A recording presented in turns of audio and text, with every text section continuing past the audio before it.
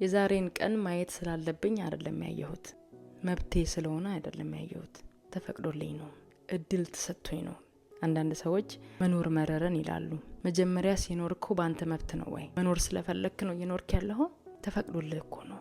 እግዚአብሔር ሌላ እድል ሰጥቶ ነው፣ ሌላ ቀን ሰጥቶ ነው፣ ሌላ እድል ሰጥቶ ነው። መጽሐፍ ቅዱስ ሲናገር ሰቆቃው ኤርምያስ መጽሐፍ ምዕራፍ 3 ቁጥር 23 ላይ ያልጠፋ ነው ከእግዚአብሔር ምሕረት የተነሳ ነው፣ ርህራሄው አያልቅምና ማለዳ ማለዳ አዲስ ነው፣ ታማኝነቱም ብዙ ነው ይላል። ከእግዚአብሔር ምሕረትና ቸርነት የተነሳ ነው ዛሬን ያየነው እንጂ መብታችን ስለሆነ አይደለም። ቃይንጋ ስላልን አይደለም የነጋው። መብቱ ይመስላል አንዳንድ ሰው፣ መብታችን ስለሆነ አይደለም። የእውነት እንኳን ለዚህ ቀን አደረሳችሁ፣ እንኳን ነጋ፣ እንኳን ዘመን ተጨመረልን። ሌላ እድል እግዚአብሔር ሰጠን። ታውቃላችሁ፣ ሌላ ትላንትናዎቻችንን የምናስተካክልበት፣ ምናልባት ፌል ያደረግንባቸው፣ እንደሚገባ ያሮጥንባቸው፣ እንደገና ያልተጋንባቸው እነዛን ስህተቶቻችንን የምናስተካክልበት ሌላ እድል ሰጠን እግዚአብሔር ደግሞ አዲስ ነገር ይዞ ነው እየጠበቀን ያለው። እነሆ አዲስ ነገር አደርጋለሁ እሱም አሁን ይበቅላል አለ።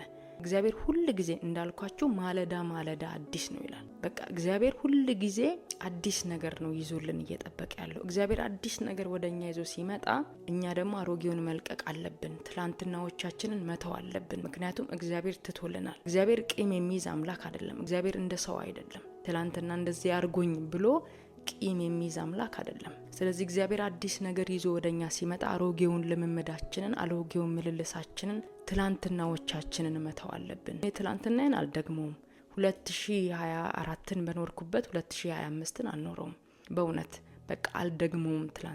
ትላንት በተመላለስኩበት ዛሬን አልመላለስበትም። እንደ ቀላል ነገር እንደማትወስዱት ተስፋ አድርጋለሁ። በእያንዳንዱ ቀን፣ በእያንዳንዱ ሰዓት፣ በእያንዳንዱ ማይክሮ ሰከንድ የእግዚአብሔርን ምሕረትና ቸርነት ያየን ሰዎች ነን። በቃ እግዚአብሔር የተጠነቀቀላቸው ሰዎች ነን። እግዚአብሔር ምሕረቱን ያገነንልኝ ሴት ነኝ እኔ ያው ምስክር ነኝ። እግዚአብሔር ብቻውን መራኝ። እግዚአብሔር ብቻውን መራሽ እህቴ። እግዚአብሔር ብቻውን መራህ ወንድሜ።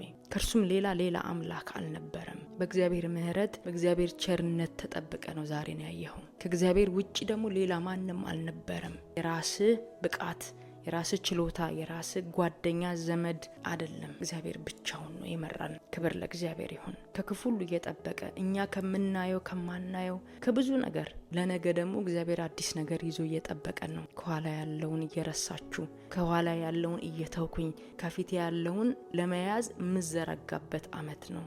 ከፊታችን ያለው ደግሞ የከበረ ነው። አሜን። ከዚህ የሚበልጥ ነገር አለ። ከዚህ ከምድር ያለፈ ነገር አለ።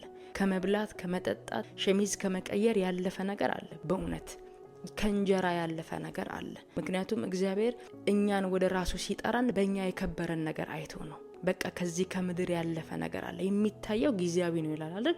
የማይታየው ዘላለማዊ ነው። ዘላለማዊ የሆነ ነገር በእኛ ህይወት ውስጥ እግዚአብሔር አለው። የከበረ ነገር በእኛ ህይወት